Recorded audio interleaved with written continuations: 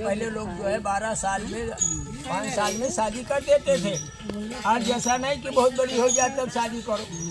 तो कहा कि भाई ये लड़की अपनी शादी योग्य हो गई है, इसके शादी का व्यवस्था करना चाहिए। तो देखिए बताया जाता है कि पहले ज़माने में पंडित और नाऊ दोनों जने ब्याह हेरे जाते रहे सबका।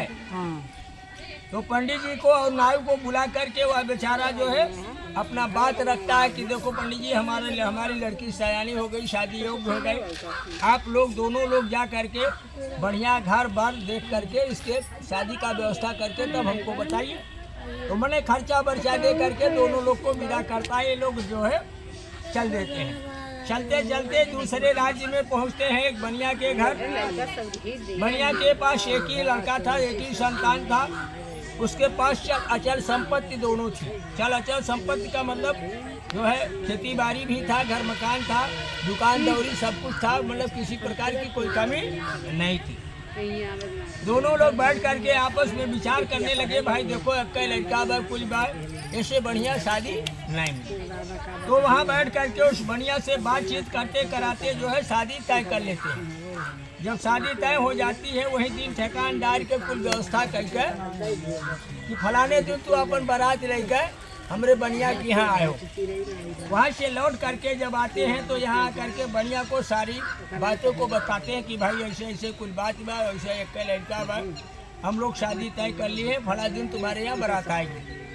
देखिए जब उसकी जो है बनिया की स्त्री इस बात को सुनती है तो अपने पति से कहती है कि हे नाथ जौन कथवा माने रहे हो तो कम से कम सुन लियो। तो कहा बक चुप रह तू, वहाँ कथक परी बा, यहाँ बिटिया के बियाह ठाने है और व्यवस्था करी कि कथा बैठ के ही सुनी। मतलब वह उसको सुनता नहीं। यहाँ तक हो जाता है कि उसके घर आज बारात आएगी तब तक वह कुछ नहीं। बारात आ गई। बारात आने के बाद बारात की सारी चीजें खत्म हो गई। विदाई जब होने लगा सोचा कि हम अपने दामाद को साथ में ले जाएंगे। तो जहाँ मैं कमाता धमाता हूँ मेरा दामाद भी कमाएगा, और जितना हम कमाई जब वो कमाई तो हमें बिटिया कोनो तकलीफ नहीं। तो वह जो है जब बारात विदा होने का बात आ गई तो आकर के बारातियों अपने समधी भाई इत्यादि से लुकाने लगा कि देखो भाई हमारा विचार है कि हम अपने दामाद को अपने साथ में ले जाएंगे और जहाँ मैं कमाता धमाता हूँ वहीं इसको भी कमवाऊंगा। तो भाई क्यों चाहिए कि हमारा लड़का आया हमारे बेटवा न कमाए। कहीं ठीक है भाई, जब आप जाते समय ले जाइएगा साथ। तो देखिए वो अपने दामाद को अपने साथ में ले करके चल लेता है। जब जाता है तो धीरे धीरे आगे बढ़ता है तो अपने दामाद को बताता है कि देखो ये गांव बड़ा खराब है, बहुत ठीक नहीं है। तो कहा देखो आज की रात हम लोग इस सिवान में सो करके बिता लेंगे, सुबह में उठ करके धंधा पानी करके दूसरे गांव में चल चलेंगे। तो भाई नया नौठुआ रहा जो कहे हुआ माने नमदा कहीं ठीक बा भाई, यही रात आज बिताई है जाए सूत के। अब देखिए वह ससुर दामाद सिवान में सोए हैं और उसी समय जो है रात में राजा के यहाँ चोरी हो जाती है। चोर लोग चुरा करके धन उसी रास्ते से जाते हैं जहाँ ये ससुर दामाद नानी गई छाता ले आई, काट के छाता ले आई।